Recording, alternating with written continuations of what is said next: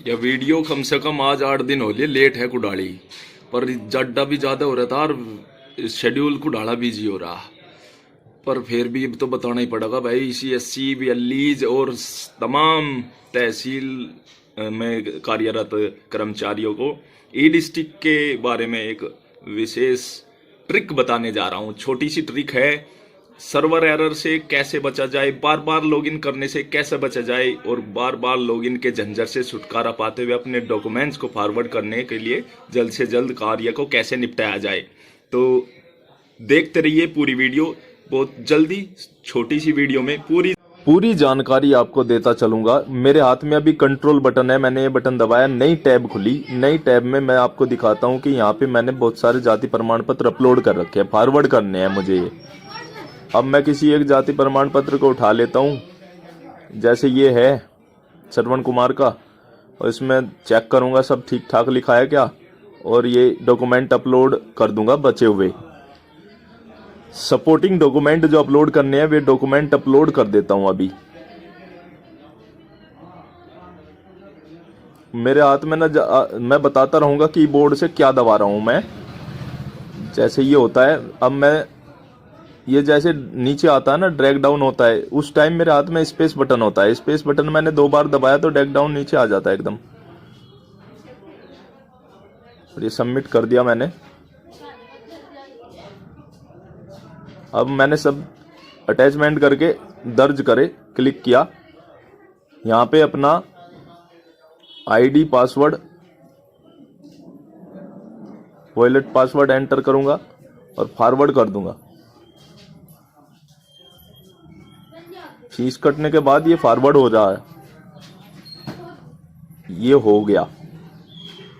अब इस चीज में क्या हो रखा है कि कुछ दिक्कतें आने की वजह से, सर्वर एरर होने की वजह से 1 साल से कई बार ये समस्याएं सामने आई। अभी यूपी पुलिस के जाति मूल ज्यादा तादाद में बने तो उस समस्या ने हमें ज्यादा परेशान किया। अब जैसे ही मैं किसी के डॉक्यूमेंट्स को दर्ज करता हूं तो यहाँ पे एरर आ जाता है। वो देखिए ऊपर एरर लिखा आ गया एड्रेस बार में। तो इस केस में मुझे दोबारा लॉगिन करना पड़ता, लेकिन मैंने क्या किया है, मैं इस टैब को क्लोज कर दूंगा। इस टैब को क्लोज करने के बाद मेरे पास जो पुरानी टैब थी, जहां से मैंने कंट्रोल बटन दबा के पेंडिंग एप्लीकेशंस खोली थी, वहां पे ये पेंडिंग वाला पेज लॉगिन हुआ मिलेगा। मुझे दोबारा आईडी पासवर्ड नहीं लगाना, दोबारा लॉगिन नहीं करना। वहीं से मैं फिर से पेंडिंग पे क्लिक करके और अपना काम फिर से शुरू कर दूंगा। उसी डॉक्यूमेंट को मैं दोबारा ट्राई करूंगा फॉरवर्ड करने की। ये मोहम्मद शाहिद का, इसको फिर से दर्ज किया और वॉलेट पासवर्ड एंटर करने के बाद अब मैं इसे सबमिट कर दूंगा।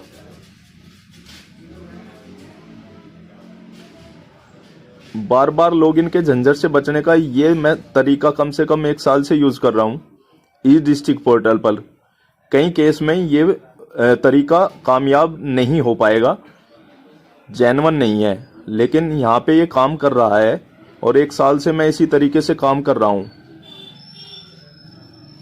ये देखिए आप, जैसे ये फॉरवर्ड करेंगे डॉक्यूमेंट,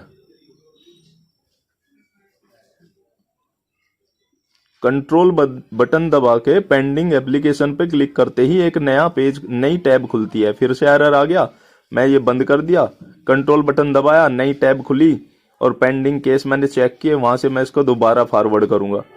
दोबारा फॉरवर्ड कर दिया, वॉलेट पासवर्ड वगैरह लगा दिया और फिर से एरर आ गया। मैं फिर से वही कंट्रोल बटन दबा के वहां पे क्लिक करता हूँ, नई टैब खुलती है और मैं फिर से इसको ट्राई करूंगा सबमिट करने की। तो इस टेक्निक से ही मैं बार बार लॉगिन करने से बच पा रहा था और जल्दी जल्दी इनको सबमिट कर पा रहा था। वीडियो मैंने यूपी पुलिस के टाइम बनाई थी, लेकिन बहुत ज्यादा शेड्यूल बिजी होने की वजह से इसको मैं रिलीज नहीं कर पाया। लेकिन अब आप सभी को बता देता हूं कि आप ई डिस्ट्रिक्ट पोर्टल पर सभी लेखपाल साहब और अन्य VLEs ऐसे ही इसको इस्तेमाल कर सकते हैं और बार बार लॉगिन करने से बच सकते हैं जब आपके पास काम ज्यादा हो तो ऐसी ही जानकारी के लिए बने रहे सत्य साइबर जोन के साथ टेक्निकल मार्गदर्शन में इतना ही।